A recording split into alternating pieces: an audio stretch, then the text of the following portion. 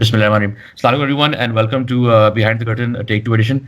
With people who've been following the show and watching it, ये बहुत ही niche show है for all the technical gurus of our industry. On that note, without wasting much time, very refined individual and one of the founders, I would say, of the film industry is with me. He's played a very eccentric role in pushing the cinema distribution. Mr. Nadeem Marmiwala. अगर आपने Nishat cinema का नाम सुना है so there's no way that you might not know what Nishat is about. Of course, it was a great loss for the Pakistani cinema industry. Then we have the Atrium and Centaurus as well.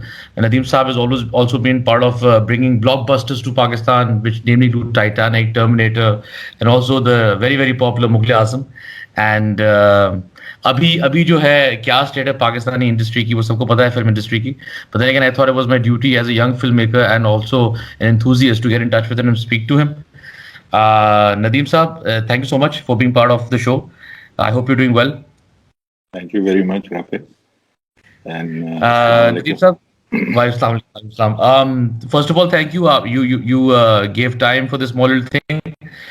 एक तो मुझे लगता है कि बहुत सारे जो young film makers and enthusiast हैं वो जरूर सिनेमा जाते हैं, फिल्म देखते हैं, लेकिन काफी लोगों को पता नहीं होता कि इसके पीछे कौन बेंचमार्क किसका है, आइडिया किसका है, ब्रेनचाइल्ड किसका है. So this acts as a little bit of a library resource for everyone watching as well and also the film fraternity. First of all Nadeem sahab, एक तो you've seen pretty much everything. How it was before, how it was in the middle, how it is right now. You've given so much to the cinema industry. ये मैं आपसे पूछ रहा हूँ कि आपने बहुत कुछ दिया है जहाँ पे लोगों ने आपको रिटर्न किया है favour in the sense of watching a film, and I am talking about the spectators and the viewers who come to watch the film. उन्होंने तो अप्रिशिएट भी किया. क्या आपको हमारी फिल्म या सिनेमा इंडस्ट्री ने कुछ दिया इन रिटर्न? आज तक जो भी मिला है वो फिल्म और सिनेमा इंडस्ट्री की वजह से मिला. अच्छा. और ये नहीं है कि कम मिला है, मेरे हिसाब से तो बहुत ज्यादा मिला है. और अल्लाह ने हर मौका दिया है कि हर चीज का पार्ट भी बनो, उसको अपने साथ आपके होते हुए वो करो भी. और जो पूरा वो एक वक्त था कि आपकी इंडस्ट्री जब 80s में हमने शुरू किया काम, तो उस वक्त चल भी रही थी और बहुत अच्छी चल रही थी. फिर उसके बाद डाउनफॉल भी देखा, उसके लिए लड़े भी, और लड़ने के बाद वो खत्म होते हुए भी देखा उसको, और फिर उसको दोबारा रीबिल्ड होते हुए भी देखा. तो अल्लाह ने तो सारे प्रोसेसेस के अंदर आपको इन्वॉल्व रखा है, तो इससे ज्यादा आप क्या मांग सकते हैं अल्लाह से या इस फिल्म इंडस्ट्री से. नहीं, बिल्कुल ठीक है, आपने तो अपना रोल प्ले किया, लेकिन जब आप इंडस्ट्री कहते हैं तो इंडस्ट्री एक मैकेनिज्म होता है which comes from a bunch of people unifying together. तो what I meant to ask was कि क्या इंडस्ट्री का सपोर्ट हमेशा रहा है क्या, और you been a stand alone individual to build it? देखें, as far as the industry is concerned, there are some very basic issues which we have been facing for the last 40 years. और वो issues हमारे ऐसे हैं जो external हैं, internal नहीं है. अब ये इसमें बहुत समझाने में या लोगों के समझने में कि हमारी इंडस्ट्री जो प्रॉब्लम में है या प्रॉब्लम में रही है या आज भी प्रॉब्लम में है, वो कुछ एक्सटर्नल पॉलिसीज की वजह से हो रहा है ये सब कुछ.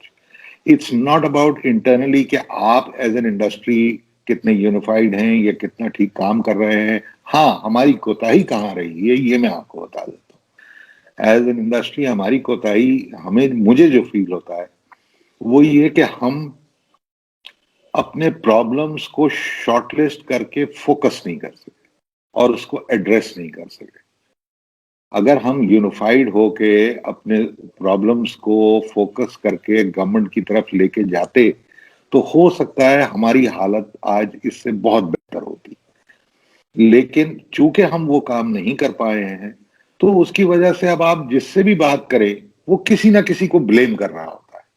So basically all over it's a blame game.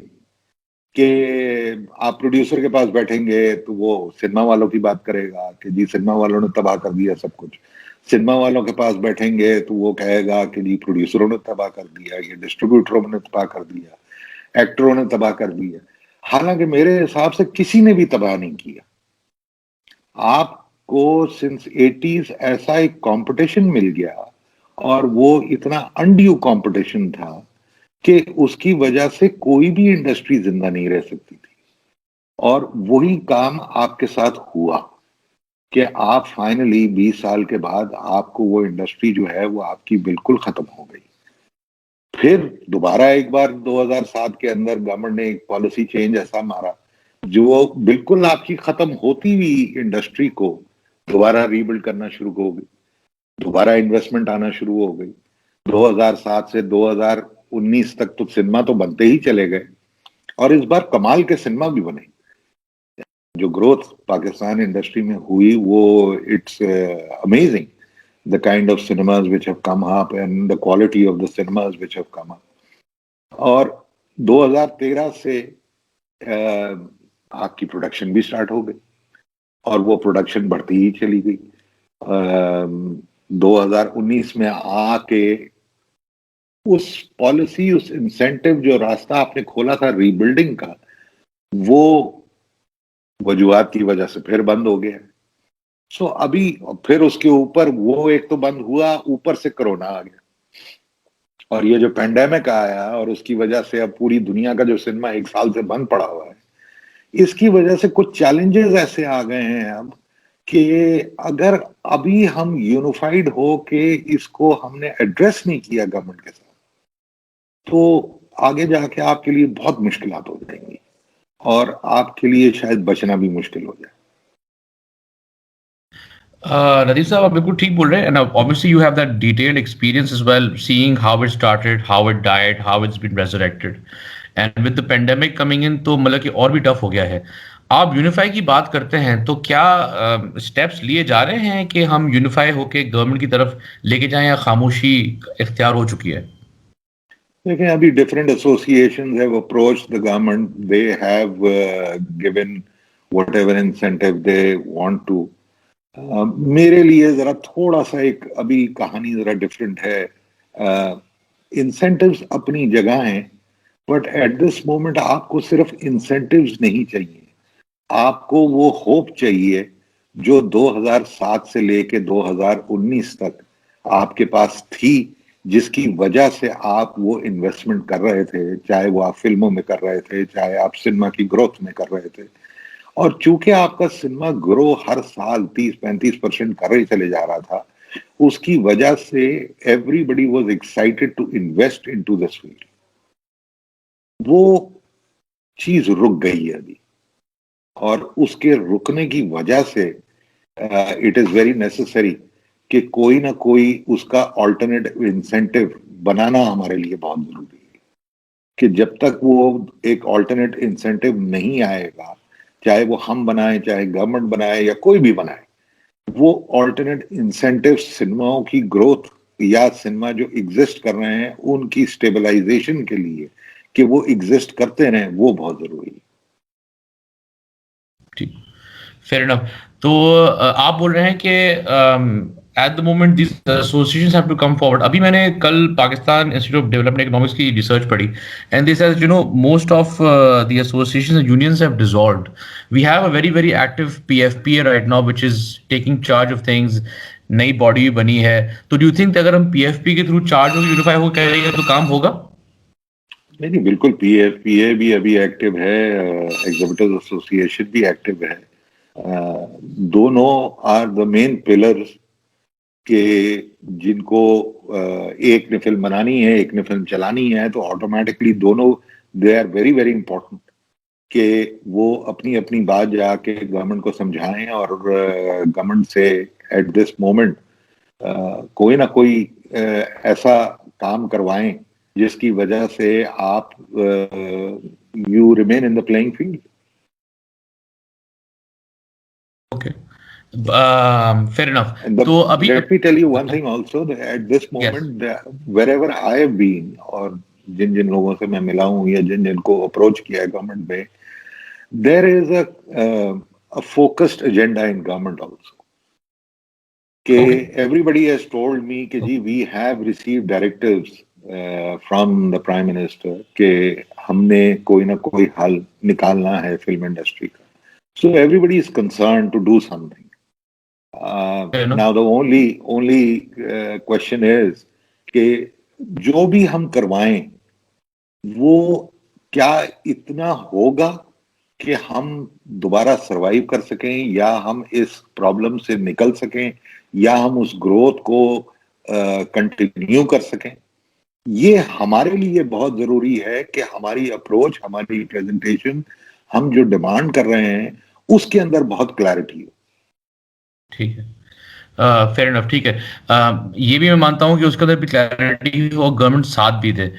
इस वक्त पेंडेमिक का जो चल रहा है, जो मुझे नजर आ रहा है कि जो जितनी मेरी नॉलेज है, सिनेमाज बंद भी हो चुकी हैं, डिस्ट्रीब्यूशन प्रॉब्लम्स में है. पाकिस्तानी सिनेमा की जो ओरिजिनल फिल्में हैं उनकी इतनी वेटेज नहीं होती है जो स्टैंड अलोन सपोर्ट कर सके इस मैकेनिज्म को राइट नाउ. बट हमारी फिल्में बन भी रही हैं एंड हमारे ईद का चक्कर चलता है. आप अग्री करते हैं कि ईद वाला माहौल इस तरह से चलना चाहिए, या हमें कुछ और भी फिल्में बनाए and we should be standalone surviving as an industry, or are you okay with it as a distributor to go this far the way it's working out? फिर फ्री स्पीच के अंदर फिर प्रॉब्लम वही आ जाता है कि मैं अगर एक चीज के ऊपर इन्वेस्टमेंट करता हूं and if the stats tell me कि ओवर द ईयर्स जो रिकवरी ईद के ऊपर किसी फिल्म की हो जाती है, चाहे आप नंबर 2 पे हो या नंबर 3 पे हो या नंबर 4 पे हो, वो आपको सर्टन टाइम के अंदर नहीं होती अगर आप बगैर फेस्टिवल हॉलीडेज के बाद आते हैं. So automatically everybody wants to come on it. Yes, the damage is there. लेकिन मैं आपको एक छोटी सी बात बताऊं, ये over the years developed film industries के अंदर उन्होंने बाद में जाके खुद एक बात को क्लियर कर लिया आपस में बैठ के कि जो फेस्टिविटीज हैं या जो डेट्स आती हैं, फेस्टिव डेट्स, उसके अंदर एक फिल्म से ज्यादा बड़ी फिल्म को ना रिलीज किया जाए. और उसकी वजह थी कि वो क्यों ये कर रहे हैं. अगर हम इस बात को समझ लें कि वो ये इस तरह की बात क्यों की उन्होंने भी जाके 2-2, 4-4 फिल्में क्यों नहीं लगाई. मतलब अगर उनके यहाँ कोई फेस्टिव ऐसी डेट आती है जिसमें लॉन्ग वीकेंड आ जाता है, तो वो 4 फिल्में एक साथ क्यों नहीं लगाते. देखिए, every industry is driven by one movie, जो साल की सबसे बड़ी मूवी होती है. ठीक. वही मूवी के बारे में या उस मार्केट के बारे में वो जो नंबर्स क्रिएट करती है, वो बिकम्स योर रेफरेंस. ठीक है. आप 750 फिल्मों की बात नहीं करते जब आप रेफरेंस करते हैं हॉलीवुड को. आप एक या 2 फिल्मों की बात करते हैं, आप टाइटैनिक की बात करते हैं, आप एवाटार की बात करते हैं कि यार they have done $2.8 billion business. They become the driving force. Pakistan के अंदर भी अगर आप देखने जाएं तो 2013 से जब फिल्में शुरू हुई, 2013 में जब वार रिलीज हुई तो आपकी मार्केट 10 करोड़ रुपए की थी. एंड सडनली इन 2013 वार के रिलीज होने के बाद वही 10 करोड़ रुपए की मार्केट 23 करोड़ रुपए की हो गई. ठीक. वो 23 की इसलिए हुई क्योंकि एक पिक्चर ने अगर 23 करोड़ रुपए का बिजनेस कर लिया तो आप घर बैठे आपने सोचना शुरू कर दिया कि यार ठीक है, मेरी पिक्चर वार नहीं होगी लेकिन आधी तो होगी. अगर मैं उसका 50% भी करता हूं और उसका भी 40% मुझे मिलेगा, तो भी मैं 12-13 करोड़ रुपए का अगर बिजनेस करता हूं और उसका 40 आता है तो मेरे 5-6 करोड़ रुपए की फिल्म बना सकता हूं. बिल्कुल ठीक. And that is how the incentive becomes. अगर साल के अंदर कोई भी फिल्म 25 करोड़, 30 करोड़ या 40 करोड़ की ना हो, तो where the incentive will come from. The problem is कि जब ये चाहे वो आपका इंडियन इंडस्ट्री हो या हॉलीवुड, इंडियन ने भी हॉलीवुड से सीखा है कि 2 पिक्चरें नहीं लगानी. वो नहीं इसलिए नहीं लगानी क्योंकि एक पिक्चर को मैक्सिमाइज करना है, to create that incentive for every film maker. एक तो बड़ी फिल्म को कमाना जरूरी है, उसको बहुत बड़ा कमाना जरूरी है. तो अगर आप उसके लिए जगह नहीं छोड़ेंगे, अगर आप उसके साथ बहुत सारी फिल्में लगा देंगे, तो जाहिर सी बात है उसका फर्स्ट वीक कॉम्प्रोमाइज होगा. एंड टुडे बिल्कुल आज ठीक की है। दुनिया के अंदर the first week is the most important thing, क्योंकि अब फिल्म जो है वो एक सिनेमा में नहीं एब्सोल्युटली लगती शहर के, वो सारे सिनेमाओं में लगती है। सो आपका जो इनपुट होता है वो मैक्सिमम 50% आपका इनपुट जो है वो फर्स्ट वीक के अंदर आ जाता है। अगर ठीक है। आपकी पिक्चर में 10 करोड़ रुपए का बिजनेस करना है तो उसको 5 करोड़ रुपए पहले वीक में करना जरूरी है। बिल्कुल एंड ठीक है। That is where it needs to maximise on the number of shows, क्योंकि उसकी हाइप बनी हुई होती है, पब्लिक में उसकी एक्साइटमेंट सबसे ज्यादा होती है, and everybody wants to see it because now the tickets are available, there are too many opportunities to go in every cinema.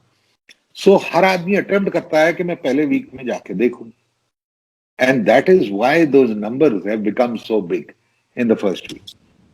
Pakistan में प्रॉब्लम ये है कि आप, एक तो आप फिल्में बहुत कम बनाते हैं, ठीक है। दूसरा जो बनाते हैं उनके पास भी कोई बहुत अच्छे हालात नहीं है कि वो जिन हालात में वो फिल्में बना रहे हैं। उसके बाद इस बात के ऊपर डिबेट करना ये सही है या गलत है कि हमें फिल्में लगानी चाहिए या नहीं लगानी चाहिए, देखिए इवेंचुअली तो ये गलत है, लेकिन अभी अगर आप उनकी मजबूरी पूछें तो वो जो कर रहे हैं वो बिल्कुल सही कर रहे हैं। So it's a very difficult thing to understand at this moment and to decide anything about it कि ईद के ऊपर 6 फिल्में लगनी चाहिए या नहीं लगनी चाहिए। ठीक। लगनी तो नहीं चाहिए, लेकिन अंडर द सर्कमस्टांसेस अगर एक आदमी पैसे कमा सकता है ईद पे लगा के, अगर वो 4 करोड़ रुपए का बिजनेस कर सकता है जो बगैर ईद के उसको नहीं मिलेगा, तो फिर उसको रोकना भी गलत है।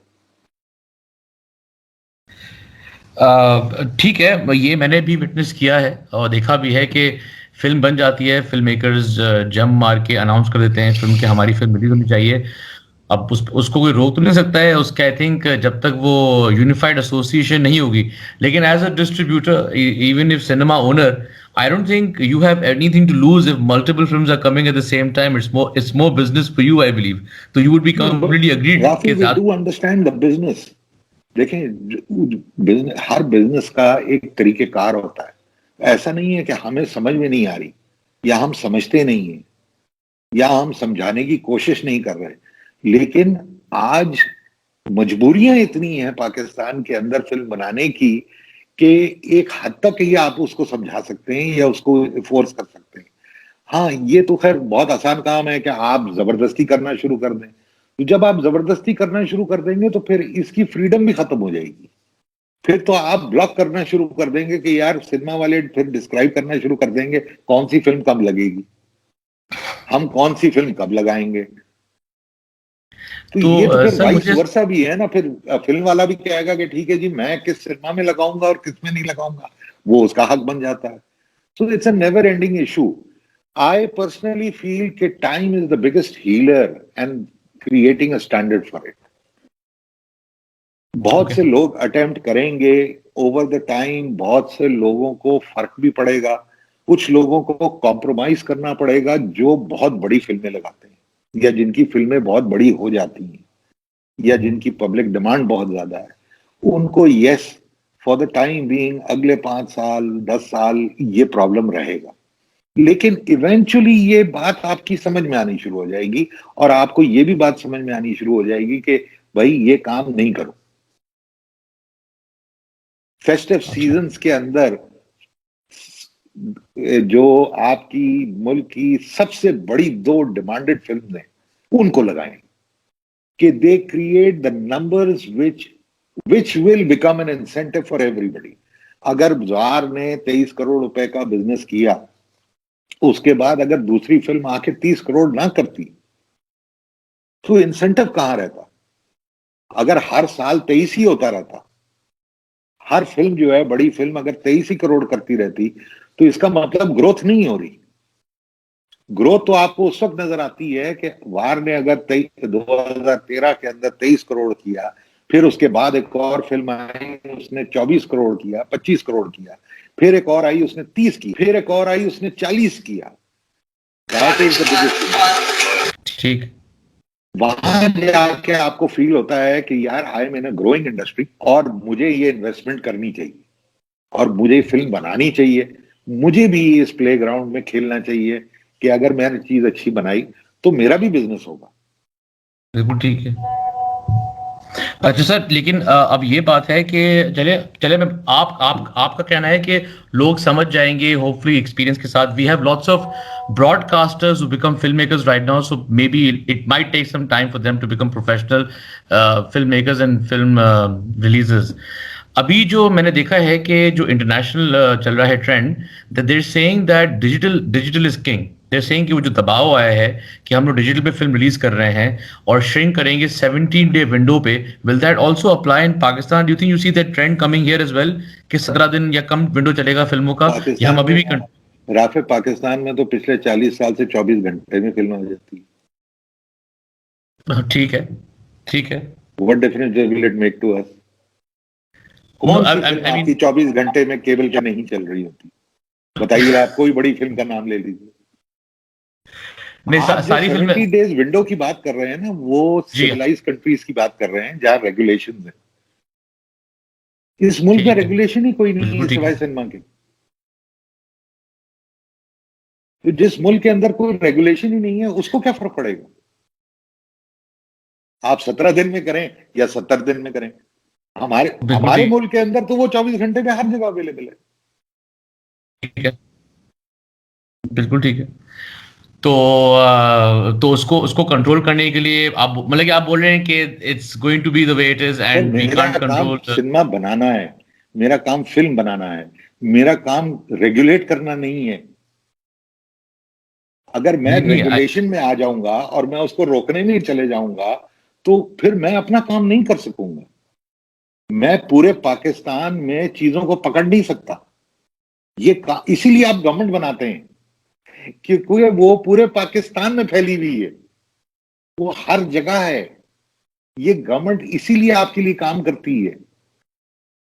अगर तो गवर्नमेंट ये काम नहीं कर रही और गवर्नमेंट चीजों को रेगुलेट नहीं कर रही, तो ये किसी प्राइवेट इंडिविजुअल का काम नहीं है कि वो ये सब करे। बिल्कुल ठीक, it's a very big discouragement कि भैया काम छोड़ दो, मत करो ये काम। बिल्कुल ठीक। तो फिर गवर्नमेंट का आप एडवाइस। काम है एनवायरनमेंट क्रिएट करना, आपके राइट्स को प्रोटेक्ट करवाना। अगर गवर्नमेंट आपके राइट्स को प्रोटेक्ट नहीं करवा रही तो government is failing on their part. वो बिजनेस कभी फ्लरिश ही नहीं कर सकता जिसके अंदर एनवायरनमेंट ना क्रिएट हो, गवर्नमेंट अपना एनवायरनमेंट क्रिएट ना करके दे, ना उसके अंदर प्रोटेक्शन दे, तो वो बिजनेस तो कभी चल ही नहीं सकता। And you think the government is doing its job? No, government is तो नेवर सर डन आप दिस जॉब। मतलब कि एक हिस्सा रहे आप एक हिस्सा रहे हैं एक एक एक फ्लरिशिंग इंडस्ट्री का। आपका नाम है, आप स्टेक होल्डर हैं। अगर आप ये बोलेंगे कि I I don't care because this is the government job and I don't care they want to do, फिर तो इस तरह मतलब I don't think every every no no, मैं एवरी। ये नहीं कह रहा कि आई डोंट केयर। अच्छा ठीक है, मेरी तो सर्वाइवल है उसके ऊपर। मैं तो ठीक है। आज से नहीं, 40 साल से शोर मचा रहा हूं। अच्छा, मैं कोई आज से नहीं मचा रहा। मैं तो जिस दिन से वीसीआर आया उस दिन से शोर मचा रहा हूं कि इसको रेगुलेट करो। मैं आपको एक सिंपल सी बात बताता हूं। जी बताएं। पाकिस्तान में अगर आपको सिनेमा बनाना हो जी, तो आपकी मोशन पिक्चर ऑर्डिनेंस ऑफ 1979 के अंदर दो शिक्स हैं, जी, और वो ये कहती हैं कि आपको पहले डीसी को अप्लाई करना पड़ेगा to take an NOC to build a cinema. ठीक है, जब आपको वो एनओसी मिलता है तो then you can build that cinema on that place, ठीक कंसिडरिंग है, ऑल द बाय लॉज। आपको उसको फॉलो करना पड़ता है। जब वो सिनेमा ठीक है, तैयार हो जाता है और पब्लिक एग्जीबिशन के लिए तैयार होता है, तो फिर आपको दोबारा एक एप्लीकेशन डालनी पड़ती है डीसी को। ठीक और है, वो डीसी जो है वो आपको एक लाइसेंस देता है टू ऑपरेट दैट सिनेमा, ठीक है, जिसकी वजह से आप लॉ के एम्बिट में आते हैं। ठीक है। आप मुझे ये बताइए, जो चीज मैं दिखाता हूं, क्या एक डीवीडी शॉप, क्या केबल वाला एग्जैक्टली वही चीज नहीं दिखा रहा? ऐसा ही दिखाता है। Where is its licence? but they don't need a license. मैं आज अगर अपने मोहल्ले के अंदर जाके एक दुकान खोल लूं और उसके अंदर 2000 फिल्में रख दूं बेचने के लिए, मुझे किसी लाइसेंस की जरूरत नहीं। बिल्कुल ठीक है। ना मुझसे कोई आके पूछ सकता है कि भैया आपने ये कैसे बेच रहे हैं, आप ये कैसे फिल्में दिखा रहे हैं आप। And that is the difference. when you create such a big difference between the two, then automatically one will get hurt. Fair enough. मैं भी वही कंटेंट दिखा रहा हूं, वो भी वही कंटेंट बेच रहा है, मैं भी पब्लिक को बेच रहा हूं, वो भी पब्लिक को बेच रहा है। Fair enough. फर्क यह है वो विदाउट एनी रेगुलेशन काम कर रहा है, मैं हर रेगुलेशन के अंदर काम कर रहा हूं। बिल्कुल ठीक। आज भी आप देख लो कि अगर आपने इंडियन फिल्में बंद की हैं तो क्या डीवीडी पे वो फिल्में अवेलेबल नहीं है? हर फिल्म अवेलेबल, क्योंकि उसके ऊपर कोई लॉ नहीं है। बिल्कुल ठीक। गवर्नमेंट जब कहती है कि जी हमने एक चीज बैन कर दी है तो वो उसके एम्बेट में नहीं आता। बिल्कुल सही। ये राफेल बिल्कुल ऐसी बात है कि एक बच्चा गाड़ी चला रहा था, उससे एक्सीडेंट हो गया। अब पुलिस वाला आके कह रहा है कि जी इस बच्चे के पास लाइसेंस ही नहीं है तो मैं इसको पकड़ूं कैसे, क्योंकि उसने लाइसेंस तो लिया ही नहीं कभी, वो तो बच्चा है। तो आपके यहां अगर हजारों की तादाद में जो डीवीडी शॉप्स हैं उनके साथ यही हो रहा है कि जी आप पकड़ेंगे कैसे, हमारे पास तो लाइसेंस ही नहीं है। Licence creates that ambit of law. जब गवर्नमेंट लाइसेंस इशू करती है, आपने अगर कपड़े की दुकान भी खोलनी है तो उसके लिए भी आपको लाइसेंस लेना पड़ता है। बिल्कुल ठीक। क्योंकि आप पब्लिक डीलिंग कर रहे हैं। आप कोई दुकान खोलने जाएं उसके लिए आपको लाइसेंस लेना पड़ेगा, गवर्नमेंट से आपको लाइसेंस लेना पड़ता है। लेकिन डीवीडी शॉप खोलें उसके लिए आपको लाइसेंस की जरूरत नहीं। तो फिर बताइए कि इन हालात के अंदर फिल्मों का काम कैसे अच्छा होगा, आपका सिनेमा कैसे आगे बढ़ेगा। और ये हमारी इंडस्ट्री को भी समझना बहुत जरूरी है और हमारी गवर्नमेंट को भी समझना बहुत जरूरी है। आप दुनिया के अंदर देखते हैं कि आज अगर कोई भी कंटेंट मेकर फिल्म बनाता है तो वो जब अपना पेपर बना रहा होता है वायबिलिटी का, तो उसके अंदर सिर्फ सिनेमा नहीं लिखता, वो लिखता है सिनेमा से हमें ये बिजनेस आएगा, फिर उसके बाद हम उसको डीवीडी पे रिलीज करेंगे तो वहां से हमें इतने पैसे मिलेंगे, फिर हम उसका म्यूजिक बेचेंगे तो हमें इतने पैसे मिलेंगे। आपकी एक्सपेक्टेशन होती है, जरूरी नहीं है कि वो मिले, लेकिन एक एक्सपेक्टेशन आप वायबिलिटी डालते हैं उसकी। फिर आप उसके अंदर लिखते हैं कि हमें सैटेलाइट से इतने पैसे मिलेंगे, फिर हमें फ्री टीवी से इतने पैसे मिलेंगे, हमें डिजिटल से इतने पैसे मिलेंगे। आपके पास 6-7 हेड है आज दुनिया में। पाकिस्तान का मेकर जब फिल्म बनाता है तो उसके बाद दूसरा हेड नहीं है, वो पहले पे ही रुक जाता है कि भाई अगर सिनेमा ने दे दिया, सिनेमा में चल गई तो पैसे आ जाएंगे, वरना मैं तबाह हो गया, मेरे पैसे गए, मेरे पास कोई और चीज है ही नहीं बेचने को। क्यों? क्योंकि पाकिस्तान के अंदर कोई एक म्यूजिक कंपनी नहीं है, कोई एक डीवीडी कंपनी नहीं है। तो जब आप हर चीज को अनरेगुलेटेड रखेंगे तो लोग कमाएंगे कहां से? सर इससे ज्यादा तो आपने आपने ज्यादा देखा है। I mean I do know a lot but I think you seen more than I have to understand के रेगुलेटेड बॉडी सिस्टम्स नहीं है। But then again that's the government responsibility. लेकिन गवर्नमेंट को भी एसोसिएशंस या यूनियंस बहुत push करती हैं, जो मेरे ख्याल से हमारे यहाँ से नहीं होता है। We very very lazy in that context too. इसलिए नहीं होता है क्योंकि आप 20 साल तो थे ही नहीं सर, लेकिन अभी भी तो हम काफी अपने बारे में सोचते हैं ना। हम एज अ फिल्म मेकर या एज अ सिनेमा ओनर बारे में आप कैसे नहीं सोचेंगे? अगर एक आदमी मर रहा होगा वो अपने बारे में सोचेगा या आपके बारे में सोचेगा पहले? नहीं, मैं मानता हूं, मरते रहे हैं 1980 से। मैं इस बात को मानता हूं, लेकिन जब तक आप एज अ यूनिट नहीं ज्वाइन होंगे तब तक आपकी ये पायरेसी चलेगी। एक बंदा नहीं बोल सकता कि मेरी फिल्म रिलीज ना हो। I mean you see, if I want to go out and say कि थोड़ा जी can not be pirated, I am jumping out for myself. But if it not, don't take me wrong. I am not talking about piracy.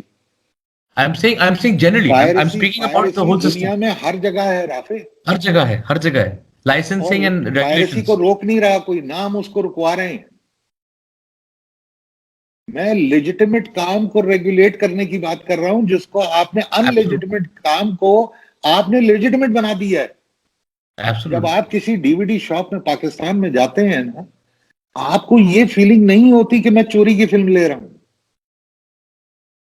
क्योंकि 40 साल से आप जा रहे हैं और आपने ये सोचना शुरू कर दिया है एज अवाम कि यार अगर गवर्नमेंट इसको अलाउ कर रही है, ये खुलेआम दुकान खोल के बेच रहा है, तो ये तरीका सही होगा, तभी तो बेच रहा है वो। सही सही। मैं उस रेगुलेशन की बात कर रहा हूं, मैं पायरेसी की बिल्कुल बात नहीं कर रहा।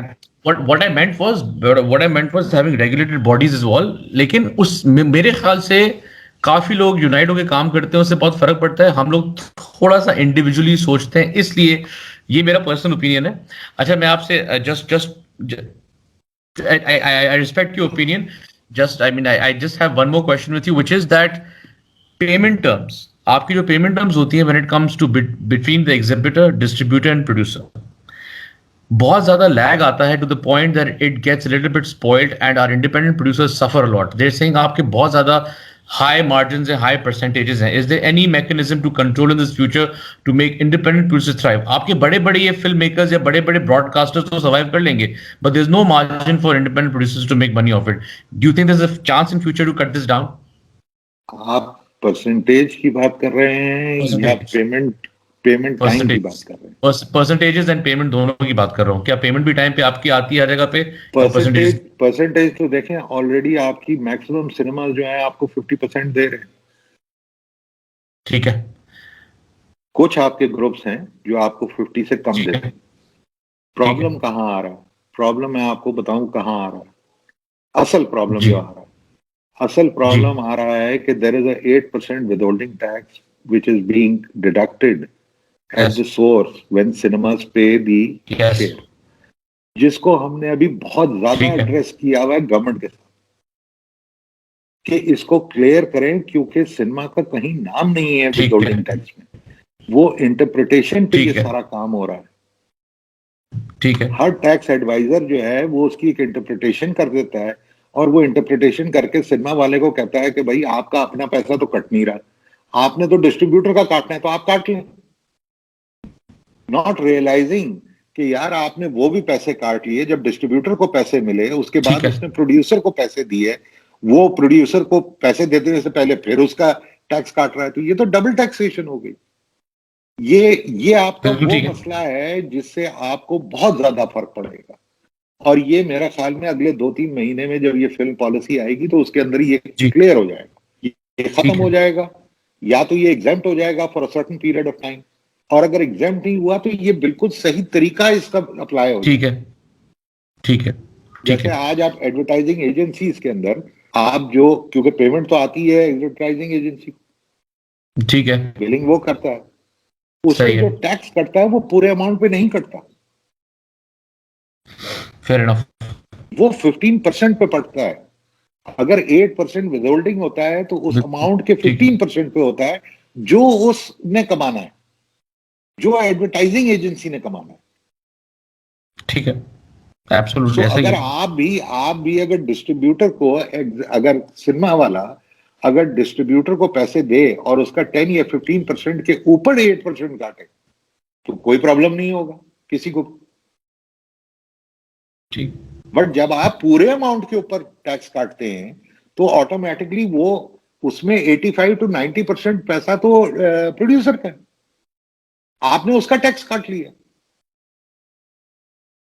जबकि पेमेंट उसको गई नहीं है, पेमेंट गई है डिस्ट्रीब्यूटर को।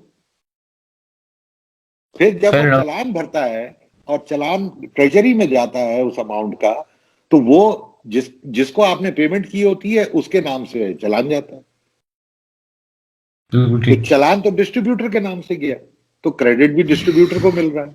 पैसे आप मेरे काट रहे हैं, क्रेडिट आप डिस्ट्रीब्यूटर को दे रहे हैं, और फिर जब डिस्ट्रीब्यूटर मुझे पैसे दे रहा है तो उस पर फिर डबल टैक्सेशन हो रही है। मैं वो पैसे दे चुका हूं, आप काट चुका है सिनेमा वाला, अब डिस्ट्रीब्यूटर फिर काट रहा है। So there is an anomaly in it which is being already taken care with the government and the government knows about it. ऐसा नहीं है कि अब गवर्नमेंट को पता नहीं, गवर्नमेंट को बिल्कुल पता है, they are addressing it also, क्या हम इसको ठीक कर देंगे। अच्छा, बस I just wrapping it up. Sir prices पे काफी शोर मचता है, टिकट की प्राइसेस पे महंगी हैं, लोअर डाउन होनी चाहिए कम से कम हमारी लोकल फिल्मों की। Any control and sort of fluctuation coming on that from cinema I owners and don't think distributors so कि एग्जीबिटर्स और that is not? an issue. That has never been an issue. जो film चलती है, अभी एक drama चला था, film भी छोड़ दीजिए आप, एक ड्रामे को हमने एक शो में चलाया था, और उस वक्त हमने ये सोचा कि हम इसका एक शो कर देंगे तो that will be enough. Rafe उस रात हमने 9 शो किए, 9 शो किए हमने, और 9 के 9 फुल थे। Wow wow. Price is not a factor. Okay जिस चीज की डिमांड होती है उसकी प्राइस कोई फैक्टर नहीं होता उसका। आप एक खराब फिल्म बना के, मैं आपको कहता हूं मैं 100 रुपए में लगाता हूं, आप मुझे ऑडियंस ला दो, वो 100 रुपए में कोई देखने के लिए नहीं आएगा। लेकिन एक अच्छी फिल्म के लिए मैं आपको कहता हूं मैं 1000 रुपए लगाता हूं, वो 1000 रुपए देने के लिए तैयार है। बात तो फिर वही है कि जैसा कंटेंट आप, अगर जो कंटेंट आप दे रहे हैं पब्लिक के ऊपर भी, आप वो कोई सिनेमा वाला ऐसा रेट नहीं बनाएगा अपना, या ऐसा रेट नहीं रखेगा जो पब्लिक डिमांड से बाहर हो। ओके। आज भी तो आपको किसी ने रोका हुआ नहीं है ना। आप 600 रुपए की टिकट या 800 रुपए की टिकट क्यों बेच रहे हैं? आप 2000 की टिकट बेचें, 5000 की बेचें, कौन मना कर रहा है आपको? किसी सिनेमा वाले को मना तो नहीं किया किसी ने, बट उसको मालूम है कि मेरे बायर के अंदर इतनी बाइंग पावर ही नहीं। I have to justify what I am asking for, and if I can justify it and the public is ready to pay it, then I don't think so कि there is a debate on this कि जी टिकटें कम होनी चाहिए। Fair enough. नहीं sir, आप बिल्कुल ठीक है। Nadeem साहब, and on that note, I think I've taken a lot of bit of time and you answered a lot of it. I would like to thank you for taking out time for this and giving BTC a time. And I hope कि pandemic जो है वो बहुत जल्दी खत्म भी हो और हम cinemas वापस खोलें भी. We hope to see more cinemas opening up and more content coming as well. You are an active part of the industry fraternity as well, and we look forward to great things happening from your end. Once again, I would like to thank you and everyone watching as well. And please do keep in touch. अपना ख्याल भी रखिएगा. It was very nice talking to you. Thank you very much for calling me on the show. Much obliged.